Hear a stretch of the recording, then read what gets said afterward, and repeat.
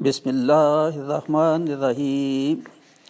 مبشر محمود شاہ آپ کی خدمت میں حاضر ہے۔ چند دن پہلے ایک وائس میسج سے میں نے ایک مختصر بیان آپ کو بھیجا تھا۔ یہ کووڈ-19 کرونا وائرس کے سلسلے میں ہی تھا، اور بتایا گیا تھا کہ دعائیں جو ہیں وہ اللہ تعالیٰ سے مانگی جائیں، استغفار اور توبہ کیا جائے، اور جو ہے خود احتسابی جو ہے وہ اپنی کی جائے کہ اللہ تعالیٰ کے کن احکام کو ہم نے نہ مانا، یا کچھ غفلت کی، یا نماز مثلاً اگر ہم نے نہیں پڑھی یا چھوڑ دی، یا کوئی اور بڑے احکام، بڑے گناہوں کی خاص طور پہ جو بڑے گناہ سب کو معلوم ہے کیا ہیں، وہ عبادات میں ہوں، کمی ہو، یا اخلاقیات اور دوسروں کے حقوق کو ادا کرنے میں غفلت کی ہو، تو خود احتسابی یہ بہترین موقع ہے۔ اللہ تعالیٰ نے ان کے لیے یہ عطا کیا کہ جو اس سے فائدہ اٹھائیں، اور شاید ایک جو اچھے لوگ ہیں، نیک لوگ ہیں، ان کے لیے یہ خود احتسابی اور اپنی اصلاح کرنے کا بہترین موقع ہے۔ اور جو اللہ تعالیٰ سے دعا ہے کہ میں اور میری اولاد اور آپ جو بھی اس سے فائدہ اٹھائیں، یہ اس سے اچھا موقع نہیں ہوگا۔ زندگی اور موت تو دیکھیں وہ تو اللہ تعالیٰ کے ہاتھ میں ہے، کہ اس وائرس سے ہو یا اس کے علاوہ کسی وقت بھی جو ہے وہ انسان کو معلوم نہیں ہے، تو اس لیے تیار رہنا چاہیے۔ یہ امتحان کا وقت بھی ہے، یہ آزمائش بھی ہے، اور یہ عذاب بھی ہے۔ سچی بات ہے، یہ اس سے پہلے بھی بہت قوموں پہ عذاب ہے، یہ کوئی پہلا عذاب نہیں ہے، اس سے پہلے بھی بہت آ چکے، پہلی قوموں پہ بھی آ چکے۔ پچھلے اگر آپ 40 50 60 سال کی تاریخ بھی ہماری دیکھیں تو کتنے زلزلے آئے، کتنے فلڈز آئے، اور مختلف جو ہے نا طوفان آئے، اور باقی دنیا میں سونامیز آئی، اور کئی جو ہے مملکتیں جو ہیں تباہ و برباد ہو گئیں کسی نہ کسی پری ٹیکسٹ میں۔ جو طاقتور حکمران تھے انہوں نے کمزور جو حکمران تھے، کسی کو ہیومن رائٹس کی بنیاد پہ، کسی کو ڈیموکریسی کی بنیاد پہ، کسی کو رجیم چینج کی بنیاد پہ، اور کسی کو ایٹمی اسلحہ جو ہے وہ بنانے کا جس کا ثبوت بھی نہ ملا، پوری قوموں کو برباد کر دیا، کتنے لوگوں کو ہلاک کیا، لاکھوں کروڑوں بلکہ لوگوں کو ہلاک کیا گیا ہے، جو ہے وہ ناحق بالکل ناحق، بچوں، ہزاروں بچوں کو، ان کی ماؤں کو تہس نہس کر دیا گیا۔ جانور بھی ایسا نہیں کرتے، اپنی جو ہے وہ ان کی اپنی جو نسل ہے اس کے ساتھ، جو ہم نے مطلب ہے کہ کسی نے بھی کیا، کسی قوم نے بھی کیا، وہ مسلم ہو وہ غیر مسلم ہو۔ اللہ تعالیٰ کے نزدیک یہ انسان کو ناحق قتل کرنا، ایک انسان کو ناحق قتل کرنا، وہ ایسے ہے جیسے ساری انسانیت کو قتل کیا، اور ایک انسان کی جان کسی نے بچا لی، وہ ایسے ہے جیسے ساری انسانیت کی جان۔ یہ قرآن پاک ہے، یہ اللہ تعالیٰ کا کلام ہے، اور یہ اس میں بڑا واضح ہے یہ حکم۔ ناحق کوئی مسلم ہو کوئی غیر مسلم ہو، اس کی جان کو لینا، قتل کرنا یا نقصان پہنچانے کی کوشش کرنا، یہ بہت بہت بہت بڑا گناہ ہے۔ تو اس سے جو غیر مسلم ہیں، جو طاقتیں اور بڑی جو اپنے آپ کو سپر پاور جو سمجھتی تھیں اور اب بھی سمجھتی ہیں، کاش کہ ان کو سمجھ آ جائے، کاش کہ ان کو عقل آ جائے کہ اللہ تعالیٰ کی طرف سے اتنی معمولی سی اس کی مخلوق جس کو ہم دیکھ بھی نہیں سکتے، دنیا کے ایک کونے سے دوسرے کونے تک آنن فانن پہنچ گئی، اور ان کے کوئی حکمران ہے یا کوئی دوسرے لوگ ہیں، ان کے ہر کسی کے دروازے پہ یہ موت کی دستک ہے، موت دستک دے رہی ہے کہ آؤ نکلو باہر۔ نہ کیا ان کو یہ سمارٹ بامز جو ہیں، اور ان کو یہ ایٹامک بامز جو ہیں، اور ان کو یہ میزائل جو انہوں نے دنیا کی تباہی کے لیے، کیا ان کو بچا سکیں گے؟ اب سب جو ہے اس پہ خوف زدہ ہیں۔ صرف خوف زدہ ہی ہونا کافی نہیں ہے، یہ آپ اقرار کرے اپنی غلطیوں کا۔ یہ سب کو چاہیے کہ اجتماعی طور پہ قومیں اور قوموں کے حکمران جنہوں نے یہ تباہی مچائی دنیا میں، وہ غیر مسلم سب کو اللہ کی طرف جھکنا چاہیے اور اللہ کی طرف رجوع کرنا چاہیے، اپنے گناہوں کا اقرار کرنا چاہیے اور استغفار اور توبہ کرنی چاہیے۔ سب سے پہلی یہ چیز ہے، اور اس آزمائش کو اور اس وبا کو ہم نہ یہ پہلی ہے تو نہ یہ آخری ہوگی، اس لیے یہ موقع ہے کہ اصلاح کی جائے، ذاتی طور پہ بھی اجتماعی طور پہ بھی حکمرانوں کو چاہیے، اور خاص طور پہ میں پاکستان کے حکمرانوں کو بھی کہوں گا کہ اجتماعی طور پہ توبہ کریں، ایک دن ایک ٹائم مقرر کریں جس میں اجتماعی طور پہ سب اللہ تعالیٰ کے حضور میں سجدہ ریز ہو جائیں، اپنے گناہوں کا اقرار کرنے۔ توبہ گناہوں کے اقرار کے بغیر نہیں ہوتی، گناہوں کا جو بڑے گناہ ہے ان کا اقرار بھی کیا جائے اور پھر توبہ اور استغفار کیا جائے، یہ بہت اہم ہے۔ تو اس کے بعد یہ بھی کہا تھا کہ توبہ اور استغفار اور دعاؤں کی قبولیت کے لیے بھی کچھ اللہ تعالیٰ نے شرائط رکھی ہیں۔ پہلی تو یہ میں نے بتا دیا کہ توبہ اور استغفار، اور ساتھ یہ کہ زکوٰۃ اور صدقات کا جو حکم دیا گیا ہے، یہ بہت اچھا موقع ہے کہ اس سے جو ہے نا وہ ادا کیا جائے، یہ زکوٰۃ اور صدقات کو، جو مخلوق اتنی زیادہ بالکل بھوک سے مر رہی ہے ان کی مدد کی جائے۔ تو آج کا جو بیان ہے اس میں خاص طور پہ ذکر کیا جائے گا، میں نے جو کچھ تحقیق کی ہے میں آپ تک کو پہنچانا چاہتا ہوں کہ اللہ تعالیٰ کی کیا احکام ہے، یا نبی پاک صلی اللہ علیہ وسلم نے کیا ہمیں فرمایا، اس میں کیا ارشاد فرمایا کہ ایسی صورت ہو جب وبا ہو تو گھروں میں محدود کرنے کے متعلق، یا نمازوں کو گھروں میں ادا کرنے کی رخصت یا حکم عطا فرمایا۔ تو اس سلسلے میں یہ میں چند ایک جو ہے نا گزارشات آپ کی خدمت میں پیش کر رہا ہوں۔ ایک روایت کے مطابق حضرت عبداللہ بن عباس فرماتے ہیں کہ نبی کریم صلی اللہ علیہ وسلم نے فرمایا، جس نے اذان سنی اور اسے مسجد میں نماز پڑھنے سے کسی عذر نے نہ روکا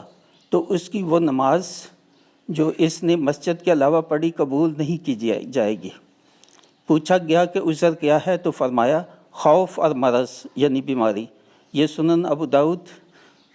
551 ہے۔ اس کی روشنی میں حضور نبی پاک صلی اللہ علیہ وسلم نے خوف اور بیماری کی حالت میں نماز گھر پر پڑھنے کی رخصت عطا فرمائی ہے، مگر اگر بیماری کی شکل وبائی ہو کہ اگر مسجد میں جانے کی صورت میں آپ خود اس کے شکار ہو جائیں یا آپ کی وجہ سے دوسروں کو یہ بیماری منتقل ہونے کا خدشہ ہو، تو یہ رخصت ایک حکم کی شکل جو ہے وہ رکھتی ہے کہ اس پر ضرور عمل کیا جائے تاکہ اپنی اور دوسروں کی جانوں کو خطرے میں نہ ڈالا جائے۔ اس کے علاوہ دوسری جگہ پہ حضور نبی پاک صلی اللہ علیہ وسلم کا ارشاد ہے، اور یہ صحیح بخاری کی حدیث ہے 5728، جب تم کسی سرزمین میں طاعون کا سنو تو اس میں نہ جاؤ، اور جب یہ طاعون کسی علاقے میں پھیل جائے تو تم وہاں موجود ہو تو پھر وہاں سے نہ نکلو۔ یہ جو ہے کوارنٹائن جس کا ہم آج بات کر رہے ہیں، یہ اسلام نے سب سے پہلے تو اسلام نے اس کا تصور دیا۔ یہ سیلف آئسولیشن کہیں، سوشل ڈسٹینسنگ کہیں، کوارنٹائن کا تصور تو اسلام نے، نبی پاک صلی اللہ علیہ وسلم نے دیا۔ تو کاش اس کو صحیح مفہوم کے ساتھ اور اس کو نافذ بھی کیا جاتا تو شاید ہماری مشکلات اتنی نہ بڑھتی۔ ہم نے اس میں بہت تاخیر کی، کچھ مہینہ سے یا 2 مہینے کی تاخیر کی، تو ہمیں اس کے زیادہ جو ہے نا نتائج بھگتنے پڑ رہے ہیں۔ اگر اس پہ عمل کیا جاتا تو شاید میرے لیے یہ مصیبت اور یہ مشکل اس حد تک نہ پھیلتی۔ تو نبی پاک صلی اللہ علیہ وسلم کا فرمان ہمارے لیے ایک رہنما اصول متعین کرتا ہے کہ طاعون ہو یا اس جیسی کوئی وبائی مرض جس سے ایک انسان سے دوسرے کو مرض منتقل ہونے کا خدشہ ہو، تو اس کے پھیلاؤ کو روکنے کے لیے ہر ممکن اقدام اٹھانے چاہیے۔ ایسی صورت میں یہ آئسولیشن یا کوارنٹائن کا تصور پہلی بار حضور نبی پاک صلی اللہ علیہ وسلم کی اس حدیث اور دیگر احادیث سے ملتا ہے کہ موذی امراض کے پھیلاؤ کو روکنے کے لیے لاک ڈاؤن اور کوارنٹائن کیا جائے، اور لوگوں کو کسی بھی قسم کے اجتماعات، وہ سوشل ہوں، وہ سماجی ہوں، وہ تفریحی ہوں، وہ دینی ہوں، وہ تبلیغی ہوں، وہ مسجد میں نماز ہو، ان سب پہ پابندی عائد کی جائے۔ بدقسمتی سے ہمارے ملک اور دیگر کئی ممالک میں بھی اس پر پوری طرح سے عمل نہ کیا گیا اور قانون کے نفاذ کو بھی یقینی نہ بنایا گیا، تو اس کی وجہ سے یہ مرض جو ہے وہ زیادہ جو ہے نا وسیع پیمانے پر یہ پھیلتا گیا، اور اب بھی پھیل رہا ہے اور ابھی بھی زیادہ ہو رہا ہے۔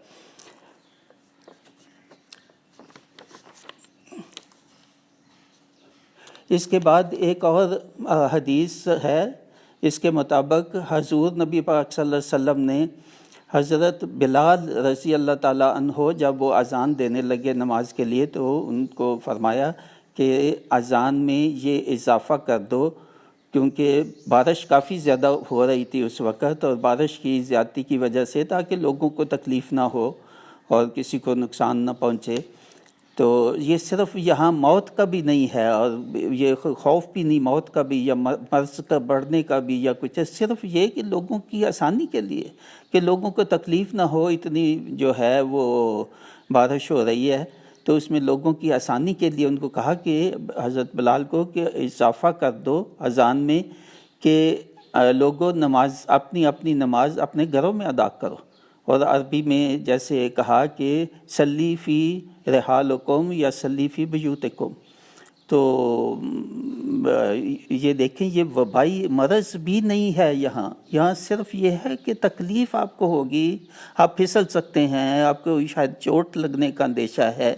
یا بارش کی وجہ سے آپ بیمار ہو سکتے ہیں، ہو سکتا ہے سردی ہو اس وقت اور سردی کی شدت اور بارش کی وجہ سے بیمار ہونے کا خدشہ ہے، تو اس میں بھی یہ حکم فرمایا حضور نبی پاک صلی اللہ علیہ وسلم نے۔ تو یہ بہت اس سے یہ دلیل ملتی ہے کہ ایسی کوئی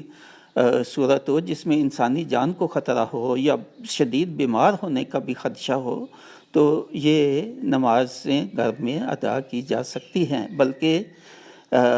یہ جو اب جو صورت ہے اس میں رخصت نہیں، یہ تو ایک حکم کی صورت ہو گئی کہ دوسروں کی جان بچانے کے لیے ذاتی طور پہ تو میں سمجھتا ہوں، میں گھر پہ نماز پڑھتا ہوں، مجھے مسجد میں کوئی دوست ہیں یا ان کا ٹیلی فون آئے بھائی دیکھا نہیں تو مسجد میں کیوں نہیں آتے، میں نے کہا بھی میں تو نہیں صحیح سمجھتا اس کو، یہ کچھ دنوں کی بات ہے، بلکہ میں تو گناہ سمجھتا ہوں، خدا نخواستہ میری وجہ سے کسی کو جو ہے نا جان کو خطرہ ہو یا کسی سے مجھے بھی خطرہ ہو، تو یہ تو گناہ ہے، یہ تو بالکل حکم، میں تو ذاتی طور پہ تو یہ سمجھتا ہوں کہ یہ گناہ ہوگا وہاں جانا مسجد میں، اور یہ اس نیت سے اگر آپ گھر پہ پڑھتے ہیں کہ آپ دوسروں کی جان کو بچانے کے لیے کر رہے ہیں، اور آپ کے خلوص نیت سے یہ نہیں کہ آپ اس سے کوئی اپنا ذاتی جو ہے وہ آسانی ڈھونڈ رہے ہیں اور اس وجہ سے آپ گھر پہ پڑھ رہے ہیں، تو خلوص نیت سے کہ اللہ تعالیٰ کی حضرت نبی پاک صلی اللہ علیہ وسلم کے حکم کی تعمیل میں کر رہے ہیں، تو یہ تو شہادت کا درجہ ہے، اور صبر کے ساتھ اس کو اور گھر میں ادا کرے نمازی، یہ دوسری جگہ میں پڑھوں گا کہ یہ تو شہادت کا آپ کو اجر ملے گا اس میں۔ تو اس کے بعد ایک اور جگہ فرمایا کہ نہ نقصان خود اٹھاؤ نہ دوسروں کو نقصان پہنچاؤ، کوئی بھی چیز ہو اس میں بیماری ہے یا کوئی اور بھی چیز ہے، کسی اپنے لیے بھی نقصان، جو کسی چیز سے خدشہ ہو اس سے بچو، اور دوسروں کو بھی نقصان کسی چیز سے پہنچتا ہے تو کوشش کرو کہ اس کو بھی بچاؤ۔ یہ سنن ابن ماجہ 234 2340۔ اور وبائی امراض کے ایام میں گھروں میں بیٹھ رہنے کا حکم دیا گیا ہے، یہ ایک اور جو ہے حدیث کے مطابق ہے، وبائی امراض میں گھروں میں بیٹھ رہنے کا حکم دیا گیا ہے، جو شخص بھی طاعون یا ایسی کوئی اور وبائی امراض کے پھیلنے کے بعد اپنے گھر میں ثواب کی نیت سے صبر کر کے رہنے رہے، یہ جانتے ہوئے کہ اسے وہی کچھ ہوگا جو اللہ تعالیٰ نے اس کے لیے لکھ دیا ہے، تو اس لیے اسے شہید جیسا اجر ہوگا۔ یہ مسند احمد 26139، یہ 26139 یہ اس میں ہے۔ تو دیکھیں توکل اپنی جگہ، توکل کا غلط بھی مفہوم سمجھا جاتا ہے۔ مجھے بھی وہ مسجد سے یہ کہا کہ کوئی توکل اللہ تعالیٰ پہ ہونا چاہیے جی، اگر نہیں آپ کو ہوگی کچھ نہیں، یہ تو عبادت ہے۔ عبادت جب مسجد میں تو آ کے تو آدمی کے مسائل حل ہوتے ہیں، تو آپ گھر پہ بیٹھ کے مسائل کا حل تلاش کرتے ہیں۔ میں نے کہا نہیں، یہ توکل یہ نہیں ہے، توکل یہ بھی کہتا ہے کہ تدبیر پوری کرو اس کے بعد توکل کرو، یہ صحیح ہے۔ پچھلے جو بیان تھا اس میں نے بتایا تھا کہ توکل جو ہے اس کا صحیح مفہوم پہلے تدبیر کرو اور پھر توکل کرو۔ تو اس سے بھی یہی ظاہر ہوتا ہے کہ گھر میں بیٹھ رہنے کا اور سیلف آئسولیشن کا یہ اللہ تعالیٰ نے ایسی وبائی امراض میں حکم ہے، یہ ہمارے لیے یہ حکم کی حیثیت ہے، یہ رخصت بھی نہیں، یہاں تو بیٹھ رہنے کا حکم ہے۔ اس کے بعد یہ صرف انسانوں کے لیے ہی نہیں بلکہ جانوروں کے لیے بھی حضور نبی پاک صلی اللہ علیہ وسلم نے یہ ایک اور جگہ پہ روایت ہے، انسانوں کے علاوہ یہ بھی حکم دیا گیا کہ اگر یہ یا اس قسم کی کوئی بیماری وبائی بیماری جانور میں ہو تو بیمار جانوروں کو کوارنٹائن میں رکھا جائے، یعنی الگ سے رکھا جائے، اور ایسی جو ہے وہ امراض کو جانوروں میں بھی پھیلاؤ کو روکا جائے، یعنی ایسی موذی امراض کو جانوروں میں بھی پھیلاؤ کو روکا جائے۔ یہ صحیح بخاری 5771 میں ہے، یعنی کوئی بیمار اونٹوں والا اپنے اونٹوں کو تندرست اونٹوں میں نہ ملائے۔ یہ ہے حدیث کا جو متن، کوئی بیمار اونٹوں والا اپنے تندرست اونٹوں کو بیمار اونٹوں میں نہ ملائے، یعنی ان کو الگ کر دے، ان کو آئسولیٹ کر دے، ان کو کوارنٹائن میں کر دے۔ یہ بھی کوارنٹائن یا آئسولیشن کا کہ وبائی امراض کو پھیلنے کے لیے جانوروں میں بھی، اگر جانوروں کا ہے تو اس میں بھی حکم ہے، کجا کہ انسانوں کو ہم جو ہے وہ اگنور کریں اور اس کی کوئی اور طویل جو ہے وہ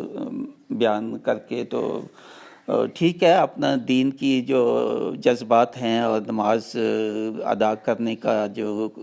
اپنا ایمانی جوش مسجد میں ہے وہ اپنی جگہ، مگر اپنے ایمانی خیالات اور دینی خیالات اور اس کا جوش وہ بھی حدود کے مطابق ہے، اللہ تعالیٰ کی جو حدود بیان کی گئی ہے اسی کے مطابق ہی ہونا چاہیے،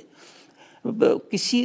حدود کو نہیں کراس کرنا چاہیے۔ اللہ تعالیٰ اعتدال پسند کرتا ہے، وہ دینی معاملات میں ہو، وہ دنیاوی معاملات میں ہو، اعتدال کا راستہ ہی بہترین راستہ ہے۔ کسی طرف بھی آپ اعتدال کی حد سے آپ کراس کریں گے تو وہ صحیح راستہ نہیں ہے، صحیح راستہ اعتدال کا ہے۔ تو اس کے بعد جو ہے وہ قرآن مجید میں اللہ تعالیٰ نے فرمایا کہ ایک انسان کی جان کو ناحق طور پر لینا یا قتل کرنا یہ ایسے ہے کہ پوری انسانیت کا، یعنی سب انسانوں کا قتل جیسے ناحق آپ نے کیا۔ اور اگر آپ ایک انسان کی جان کو اگر آپ بچاتے ہیں تو ایسے ہے جیسے آپ نے پوری انسانیت کو جو ہے نا، پورے دنیا کے انسانوں کو بچا لیا۔ یہ دیکھیں انسانی جان کی کتنی حرمت اور اہمیت بیان کی گئی ہے۔ یہاں یہ بھی نہیں کہ مسلمان کی جان، کوئی بھی انسان کی جان کو اگر آپ جان بوجھ کر اس کو خطرے میں ڈالتے ہیں یا اس کی جان چلی جاتی ہے تو یہ قتل ہے۔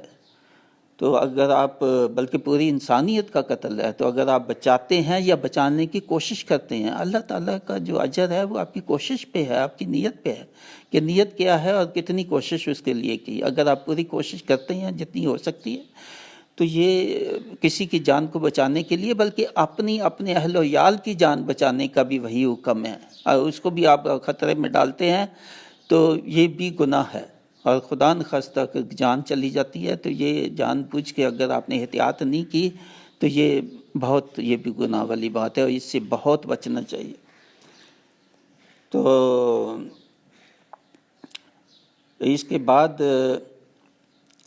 یہ ہے کہ اس کی روشنی میں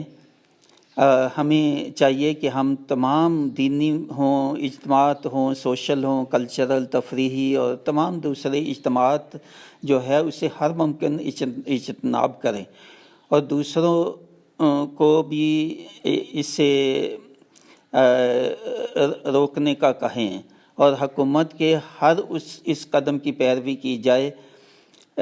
جو بھی وہ احکام اس سلسلے میں ہمیں جاری کریں اور ہدایات ہوں کہ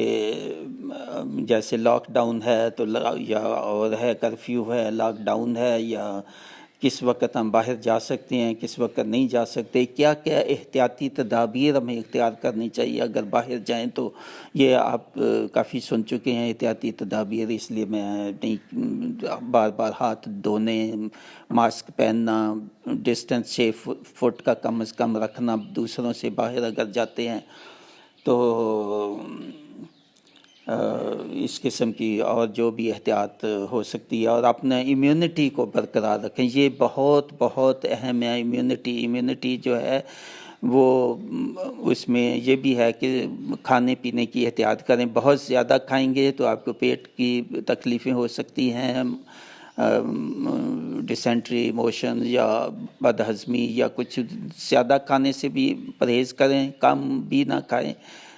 اور وہ چیزیں کھائیں جن میں آپ کو امیونٹی میں آپ کو طاقت ملے۔ وٹامن سی ہے، جن پھلوں میں وٹامن سی ہے، جن میں جو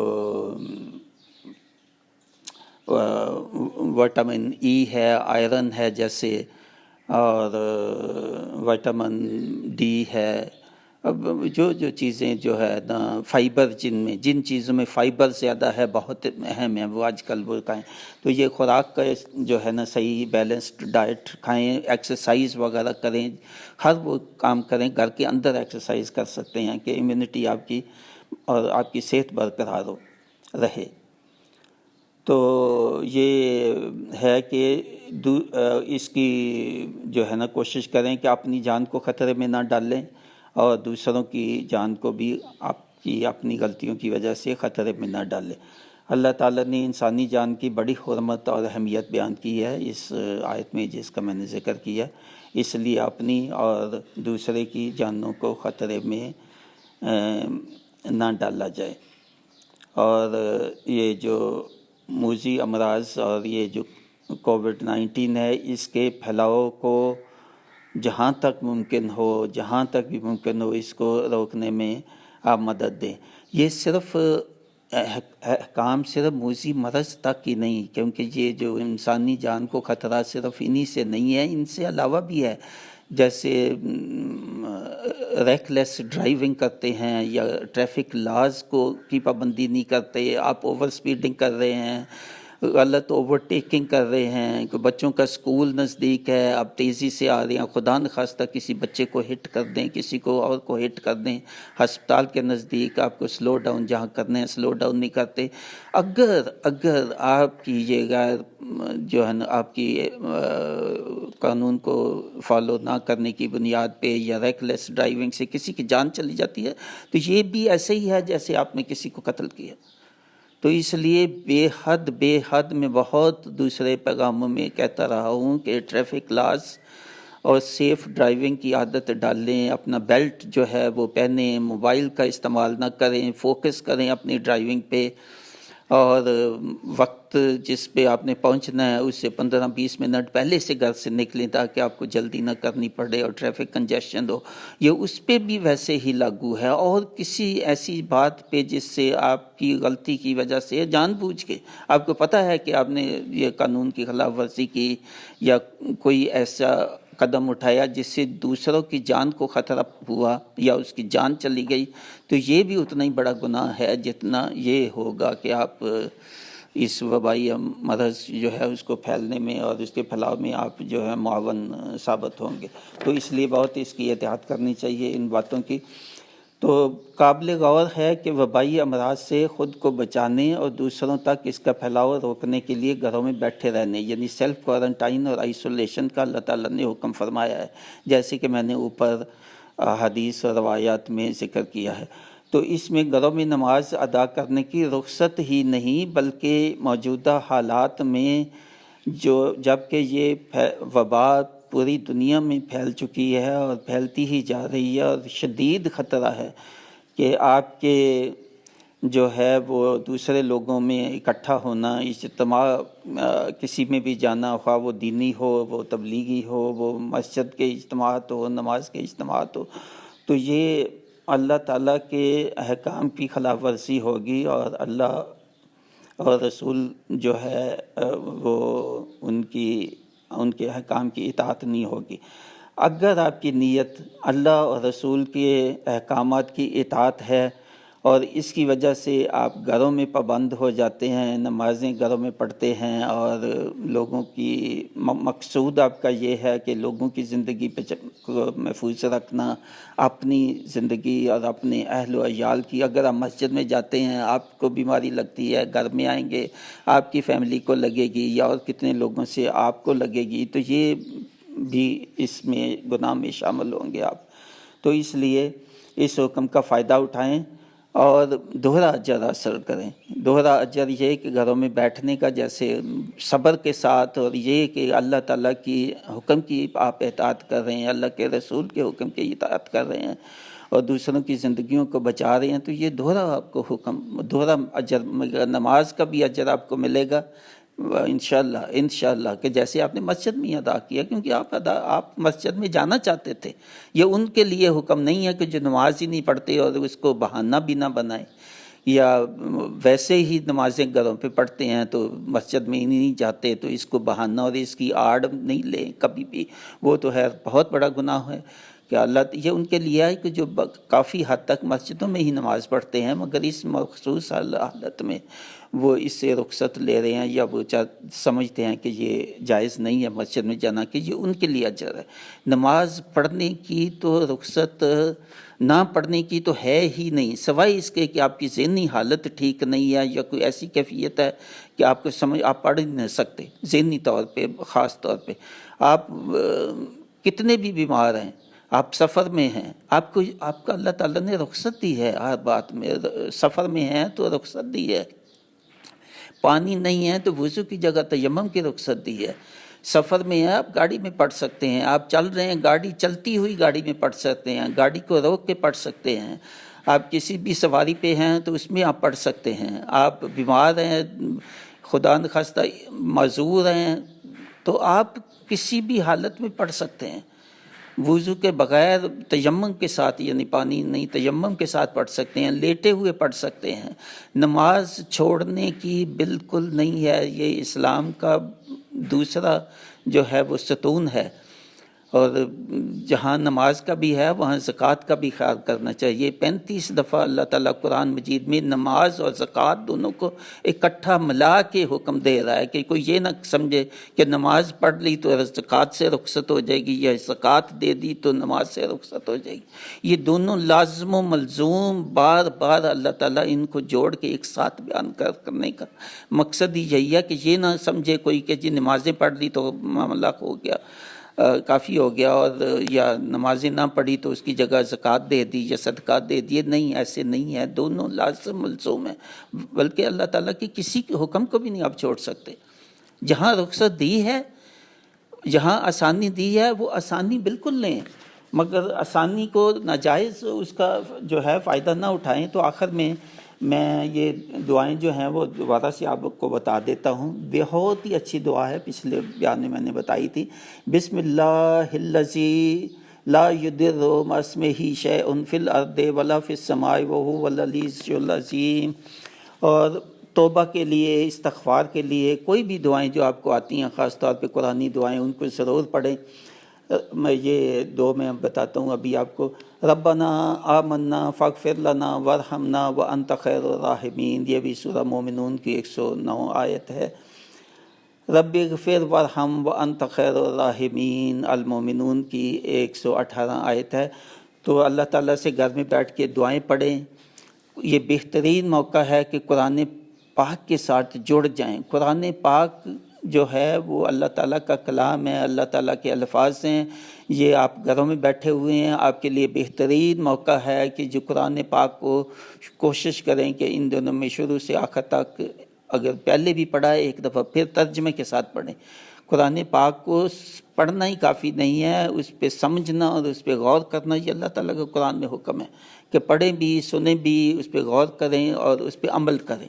یہ عمل کرنے تک ہے اس کا. تو یہ بڑا اچھا موقع ہے. اللہ تعالیٰ مجھے بھی توفیق دے، میری اولاد کو توفیق دے، آپ کو، آپ کی اولاد کو، اور محفوظ رکھ کے، حفاظت میں رکھ کے اس کرونا سے کی مرض سے، وبا سے، اور دیگر جو ہے ان کی اور امراض سے، ہر طرح سے حفاظت میں رکھے اور محفوظ رکھے. اور اس کے ساتھ میں ختم کرتا ہوں. وما علینا الا البلاغ. مع السلامہ. مبشر محمود شاہ. میری درخواست ہے کہ اس بیان کو اپنے تمام کانٹیکٹس اور گروپس جو ہے ان کو فارورڈ کریں، اور ان کو بھی کہیں کہ وہ آگے فارورڈ کریں. یہ جتنا بھی ممکن ہو، جہاں تک بھی اس پیغام کو آپ پہنچا سکتے ہیں، انشاءاللہ آپ کو بہت اجر ملے گا. اور ہو سکتا ہے کہ آپ کی اس کوشش کی وجہ سے کسی کی زندگی جو ہے وہ محفوظ ہو جائے، یا وہ جو ہے نا کسی کی جان بچ جائے. اس لیے کوشش کریں کہ جتنا بھی ممکن ہو اس کو جو ہے نا اس پیغام کو آپ پھیلائیں. اللہ تعالیٰ آپ کو انشاءاللہ اس کا بہت اجر دے گا. شکریہ.